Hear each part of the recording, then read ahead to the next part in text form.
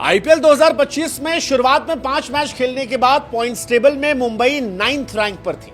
सिर्फ 1 मैच जीता था। दिल्ली उस वक्त 4 मैच खेलकर चारों जीती थी और नंबर 1 थी। और आज मुंबई प्लेऑफ के अंदर गई है और दिल्ली मुंबई से टिकट कटाकर वापस दिल्ली लौट रही है क्योंकि उसका आईपीएल का सीजन जो है वो खत्म हो गया। मतलब बड़ी हैरानी की बात है यार। दिल्ली अगर आप देखेंगे तो 6 मैच के बाद भी नंबर 1 थी। 18 अप्रैल को दिल्ली टेबल टॉपर थी और 21 मई को दिल्ली आईपीएल 2025 से बाहर हो गई।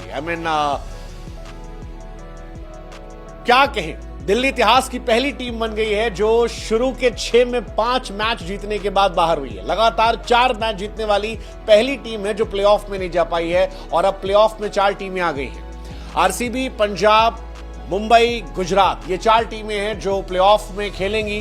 कौन जीतेगा, कौन टॉप 2 में जाएगा, ये सारी कहानी बात की है। लेकिन इस मैच की कहानी ये है कि मुंबई ने पहले बल्लेबाजी करते हुए 180 रन बनाए 5 विकेट के नुकसान पर। मैच दिल्ली की तरफ था। 17 ओवर तक लग रहा था कि दिल्ली इस मैच में हावी है, दिल्ली इस मैच में डोमिनेट कर रही है।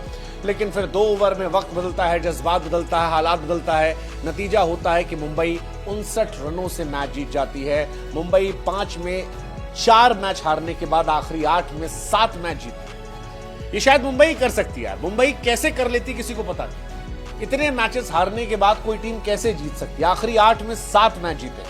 आपको याद होगा कि दिल्ली ही वो टीम थी जिसके सामने 3 रनआउट वाला कांड हुआ था और उसके बाद मुंबई ने जीतना शुरू कर दिया था। और आज भी दिल्ली ही टीम थी। उस मैच में भी सैंटनर चले थे।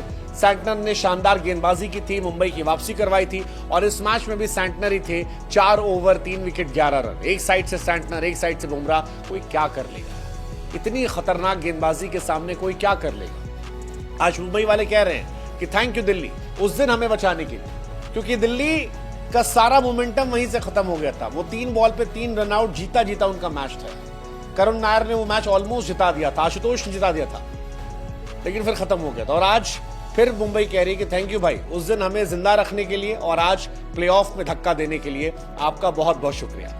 हालांकि दिल्ली सोच रही कहां से मामला गड़बड़ हुआ। मुझे याद आता है आरसीबी का मैच था जिसमें केएल राहुल ने ऐसे करके ऐसे किया था बल्ला।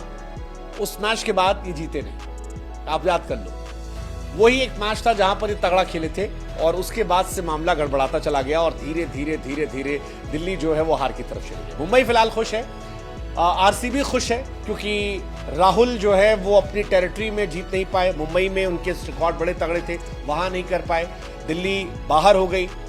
हालांकि आरसीबी डरी भी होगी, डरी गुजरात भी होगी, डरी पंजाब भी होगी, क्योंकि मुंबई जायंट टीम है। ये वो टीम है जो अजगर की तरह आती है, शुरू में हारती है फिर चढ़ जाती है। और इसीलिए जब मुंबई जीत कर प्लेऑफ में गई है तो सवाल है क्या टॉप 2 में जाएगी? अभी 1 मैच बचा हुआ है मुंबई का, मुंबई कोशिश करेगी। हालांकि मुंबई जीती है, जीत आप भी सकते हो। एक आसान सवाल का जवाब देकर सिर्फ इतना बताना है, क्या गुजरात टाइटन जो है वो लखनऊ को हराएगी? अब कहानी क्लियर है। आईपीएल बोरिंग हो चुका है, लेकिन टॉप 2 में कौन जाएगा, लड़ाई इस बात की है। टॉप 2 में जो टीम जाती है उसको 1 मैच एक्स्ट्रा खेलने का मौका मिलता है और गुजरात पूरी कोशिश करेगी कि वो लखनऊ को हरा दे। लखनऊ कोशिश करेगी कि यार जाते जाते कुछ जीत दर्ज कर ले, थोड़ा सा पॉजिटिव साइन ले ले। ऋषभ पंत पर निगाहें होंगी कि यार क्या वो फॉर्म में आते हैं। ये सारी कहानियां रहेंगी। तो आप जरा इस सवाल का जवाब देना कि क्या गुजरात जो है वो लखनऊ को हराएगी। इस आसान सवाल का जवाब देकर आप ढेरों इनाम जीत सकते हो। लिंक जो है वो हमने डिस्क्रिप्शन में दे रखा है और प्रोबो ऐप है जहां बुद्धि का इस्तेमाल करने पे ढेरों इनाम मिलते हैं। राहुल वाली बात लेकिन आप सोचिएगा, केएल राहुल ने वो जो सेलिब्रेशन हम कर रहे हैं उस सेलिब्रेशन के बाद दिल्ली ने सिर्फ 9 में 2 मैच जीते, सिर्फ 2 मैच। और मुंबई आखिरी के 2 ओवर में मैच खत्म कर दिया। मेरे हिसाब से इस मैच का टर्निंग पॉइंट वो आखिरी के 2 ओवर थे। मुंबई पीछे थी, दिल्ली आगे खेल रही थी, दिल्ली अच्छा कर रही थी, लेकिन फिर वो मुकेश कुमार का ओवर आता है और नमन धीर उस ओवर में धुआं कर देते हैं। मतलब पहली बॉल पे छक्का सूर्या मारते हैं, फिर सिंगल ले लेते हैं। लेकिन इसके बाद जो नमन धीर ने किया था वो कमाल था। चौका, फिर छक्का, फिर छक्का, फिर चौका, और इसके बाद आखिरी ओवर में चौका, फिर सिंगल था। सूर्या लेते नहीं है, पॉज लेते हैं, कहते मैं हूं ना, और फिर छक्का छक्का चौका सिंगल। 2 ओवर में एक टफ पिच पर जब 48 रन बनते हैं तो मैच पलट जाता है और यही हुआ था नमनदीप और सूर्या। कमाल था। एक तरफ सूर्य था तो एक तरफ नमन धीर की वो पारी जो शायद छोटी थी लेकिन उसकी अहमियत बहुत ज्यादा थी, बहुत ज्यादा। जिस तरह से रन बने वो बहुत कीमती रन थे और जो आपको समझ में स्कोर कार्ड देखकर नहीं आएंगे। 43 पे 73 सूर्य कुमार यादव आपको नजर आ रहे हैं और 8 गेंद पे 24 रन नमन धीर। लेकिन ये आखिरी में बहुत इंपैक्टफुल है क्योंकि जो टीम 150 पहुंचने में संघर्ष कर रही थी वो 180 बना लेती है क्योंकि आखिरी की गेंदों में रन बन जाते हैं। मतलब किसी ने कहा कि यार ये जरूरी नहीं है कि जीत में रोशन हर बार सूर्य ही करे, कई बार जुगनू की चमक से भी सब कुछ रोशन हो जाता है और नमन धीर वही जुगनू है जिनकी स्कोर कार्ड देखकर झलक समझ में नहीं आती। लेकिन आईपीएल 2025 में 102 गेंदों पर नमन धीर ने 186 रन बनाए, जो बताता है कि यार वो एक अनसंग हीरो है, वैसे ही जैसे सैंटनर थे। हालांकि सैंटनर अब अनसंग नहीं है, सैंटनर कमाल है, धमाल है। सूर्य कुमार यादव की भी तारीफ होगी इस मैच में, बहुत तारीफ होगी यार, बहुत अच्छी पारी थी, अद्भुत पारी थी। सूर्य कुमार यादव ने इस सीजन 583 रन बना लिए।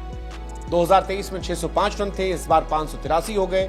पिछला सीजन जबरदस्त नहीं था लेकिन ये season back to Surya Kumar Yadav की जो टॉप नॉच फॉर्म थी और ऐसा लगता है कि सूर्य कुमार यादव अपने करियर का सबसे ज्यादा रन जो है वो इस सीजन बनाएंगे क्योंकि सूर्य कुमार यादव को सिर्फ 22 रन चाहिए अपने बेस्ट स्कोर को पार करने के लिए। आई एम श्योर वो इस साल 22 रन तो कम से कम बनाएंगे। अभी एक मैच है, एक प्लेऑफ का मैच होगा, अगर फाइनल खेलते हैं तो 3 मैच होगा, 3 मैच में 22 तो आसानी से बनने वाले हैं। Suryakumar Yadav deserve all the love, all the praise.